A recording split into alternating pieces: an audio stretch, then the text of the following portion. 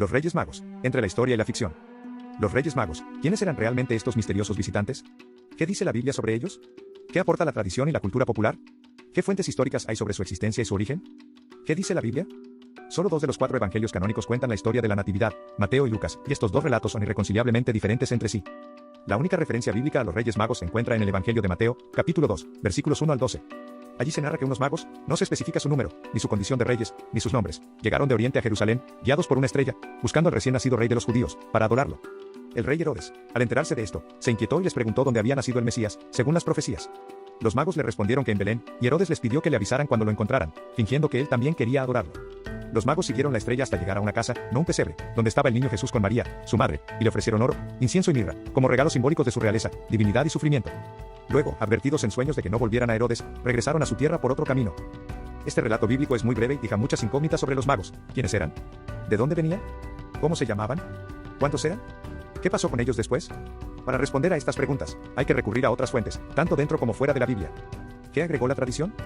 La tradición cristiana ha ido enriqueciendo la historia de los Reyes Magos con detalles que no aparecen en la Biblia, pero que se basan en otras fuentes, como los evangelios apócrifos, los escritos de los padres de la Iglesia, las leyendas populares y el arte. Algunos de estos detalles son: el número de magos se fijó en 3, probablemente por el número de regalos que llevaron. Las tradiciones orientales hablan de 2, 4, 6, 12 o 60 magos. El término mago se interpretó como sabio o astrólogo, es decir, alguien que estudiaba las estrellas y los sueños, y que tenía conocimientos de filosofía, religión y ciencia. Los magos eran considerados una casta sacerdotal de Media y Persia, y posiblemente fueran seguidores del profeta Zoroastro. El origen de los Reyes Magos no está claro, pero se cree que eran sabios o astrólogos que venían de algún lugar del Oriente, posiblemente de Persia, Babilonia o Arabia. Según la iconografía más antigua, se les representó usando un gorro frigio, por lo que el lugar de origen más probable es Persia.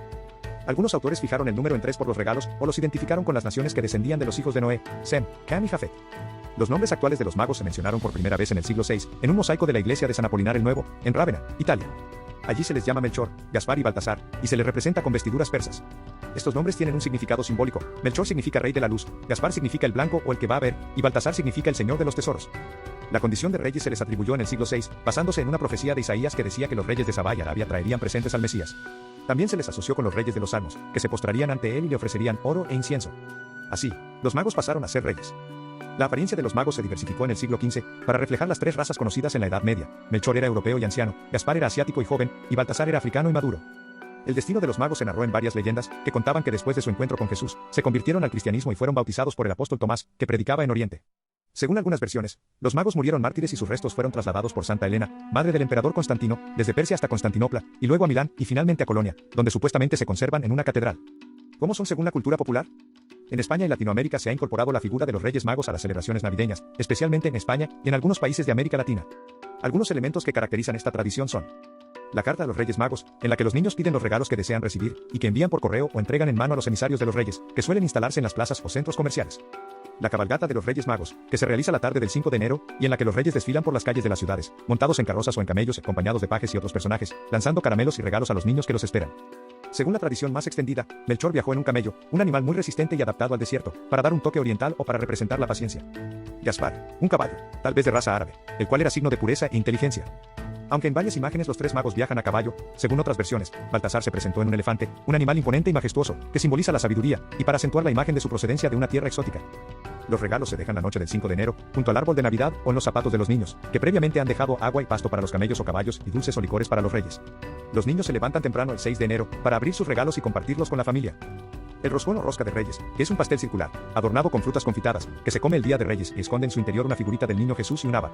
Según la costumbre, el que encuentra la figurita es coronado como rey, y el que encuentra el haba debe pagar el roscón. En México debe comprar tamales el 2 de febrero. ¿La rosca de reyes tiene un origen pagano? El origen del roscón de reyes se remonta a las fiestas paganas romanas llamadas Saturnales, que se celebraban en diciembre para honrar al dios Saturno, el dios de la agricultura y las cosechas. En estas fiestas se hacía una torta con miel, frutos secos, dátiles e higos, y se introducía una haba seca en su interior. El que encontraba el haba era nombrado rey de reyes por un día. Con el tiempo, esta costumbre se cristianizó y se asoció con la visita de los Reyes Magos a Jesús, que le ofrecieron oro, incienso y mirra como regalos. Así, el roscón de reyes pasó a ser un símbolo de la alegría y la generosidad de la Navidad. ¿Qué significa Epifanía? La palabra Epifanía significa manifestación o revelación de una deidad a los mortales. En el cristianismo, se refiere al día en que Jesús se manifestó ante los Reyes Magos, que lo adoraron y le ofrecieron regalos de oro, incienso y mirra. Esta fiesta se celebra el 5 de enero, que es el último de los 12 días de Navidad, según el calendario gregoriano. Sin embargo, algunos cristianos ortodoxos la celebran el 19 de enero, según el calendario juliano. La Epifanía también conmemora el bautismo de Jesús en el río Jordán, que fue otro momento de su manifestación como el Hijo de Dios. ¿Cuál era el nombre original de los Reyes Magos? La Hermandad, Hormisbas y Bushnasaf, según los sirios.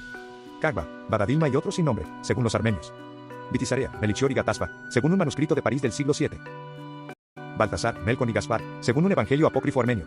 En cuanto a las etimologías o posibles orígenes de los nombres Gaspar, Baltasar y Arbata. Gaspar proviene del persa Gisbar, que significa tesorero o el que va a ver en hebreo. Baltasar proviene del asirio Belios Arru-Usur, que significa Dios protege al rey o señor de los tesoros en persa. ¿De dónde vinieron los Reyes Magos? El origen de los Reyes Magos no está claro, pero se cree que eran sabios o astrólogos que venían de algún lugar del Oriente, posiblemente de Persia, Babilonia o Arabia.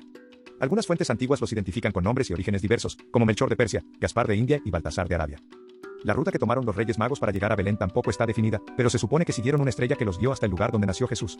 Una de las posibles rutas es la que pasaba por el norte del desierto de Arabia, siguiendo el río Éufrates hasta Edesa, y luego girando hacia Damasco y bajando por el camino del rey hasta Jerusalén y Belén. Otra opción es la que cruzaba el desierto de Arabia hasta Petra, y luego seguía el camino de las especias hasta el sur del Mar Muerto. La ruta que tomaron los Reyes Magos de regreso, según el autor de Mateo, fue diferente a la de ida, porque un ángel les advirtió que no volvieran a Herodes, que quería matar al niño. Por lo tanto, se cree que evitaron pasar por Jerusalén o Jericó, y que tomaron la ruta de los patriarcas hasta Hebrón, y luego se conectaron con la ruta de las especias hasta el sur del Mar Muerto, para luego dirigirse al este hacia Persia. ¿Hay representaciones artísticas o iconográficas de un rey de color antes del siglo XII?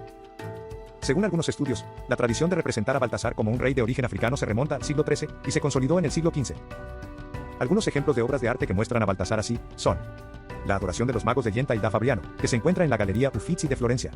La adoración de los magos de Leonardo da Vinci, que se encuentra en el Palazzo Vecchio de Florencia. La adoración de los magos de Sandro Botticelli, que se encuentra en el Museo Nacional del Prado de Madrid. Y la adoración de los magos de Diego Velázquez, que se encuentra en el Museo del Prado de Madrid. Un poco de no ficción. La evangelización en África comenzó en los primeros siglos del cristianismo, cuando el evangelio llegó a las regiones del norte de África, como Egipto, Etiopía, Libia, Túnez y Argelia, donde surgieron importantes comunidades cristianas y figuras como San Agustín, San Cipriano y San Atanasio. Sin embargo, la expansión del Islam en el siglo VII redujo la presencia cristiana en el norte de África, y el cristianismo solo se mantuvo en algunas zonas aisladas, como el reino de Nubia y el reino de Aksum. La evangelización del África subsahariana se inició en el siglo XV, con la llegada de los misioneros portugueses, que acompañaron a los exploradores y comerciantes que recorrieron la costa occidental y oriental de África. Los misioneros establecieron contactos con los reinos locales, como el Congo, el Benín, el Monomotapa y el Congo, y bautizaron a algunos de sus gobernantes y súbditos. La iglesia y la trata de esclavos tienen una relación compleja y contradictoria, que ha sido objeto de estudio y de debate por parte de historiadores y teólogos. Por un lado, la iglesia ha condenado la esclavitud y la trata de esclavos en varias ocasiones y ha defendido la libertad y la dignidad de los esclavos, tanto en el ámbito doctrinal como en el práctico. Por otro lado, la iglesia ha tolerado y se ha beneficiado de la esclavitud y la trata de esclavos en algunos casos, y ha sido colaboradora de esta. ¿De dónde pudo venir la tradición de los regalos? La visita de los 4 dioses a Horus es un episodio del mito de Osiris, que narra cómo el dios de la resurrección fue asesinado y desmembrado por su hermano Set, y cómo su esposa Isis logró recomponer su cuerpo y concebir a Horus, el heredero legítimo del trono de Egipto. Según este mito, Horus nació en secreto en los pantanos del delta del Nilo, donde Isis lo escondió de Set, que quería matarlo. Allí, Horus recibió la visita de 4 dioses protectores, que le ofrecieron sus servicios y le dieron los 4 vasos canopos, que contenían los órganos de su padre Osiris. Estos dioses eran Duamutef, el dios chacal, que custodiaba el estómago de Osiris, y le dio a Horus el poder de la justicia y la verdad. Abi, el dios babuino, que custodiaba los pulmones de Osiris, y le dio a Horus el poder de la vida y la salud. Inseti, el dios humano, que custodiaba el hígado de Osiris, y le dio a Horus el poder de la fuerza y el valor. Quebesenuef, el dios halcón, que custodiaba los intestinos de Osiris, y le dio a Horus el poder de la velocidad y la agilidad. Estos 4 dioses también representaban los 4 puntos cardinales y los 4 hijos de Horus, que eran los guardianes de los difuntos, y los acompañaban en su viaje al más allá. Gracias a su ayuda, Horus pudo crecer y enfrentarse a Set en una serie de batallas, que culminaron con el juicio de los dioses, que le otorgaron a Horus el trono de Egipto y la venganza de su padre. Según la mitología griega, Perseo fue un héroe quien tuvo un nacimiento milagroso, entre el dios padre Zeus y una mujer mortal que era virgen, creció oculto de un rey que trató de matarlos, hasta que al ser adulto mató a Medusa. Para lograr su hazaña, Perseo recibió la ayuda de varios dioses, que le dieron 3 regalos. Hermes, el dios mensajero, le dio unas sandalias aladas, que le permitían volar por el aire. Hades, el dios del inframundo, le dio un casco, que le hacía invisible a los ojos de sus enemigos. Atenea, la diosa de la sabiduría, le dio un escudo espejado, que le servía para ver el reflejo de la medusa sin mirarla directamente. Con estos 3 regalos, Perseo pudo acercarse a la guarida de la medusa, cortarle la cabeza y escapar de sus hermanas, las otras 2 gorgonas. Por otra parte, Dioniso o Baco, era el dios griego del vino, la diversión y el teatro. Según la mitología, su nacimiento fue muy singular.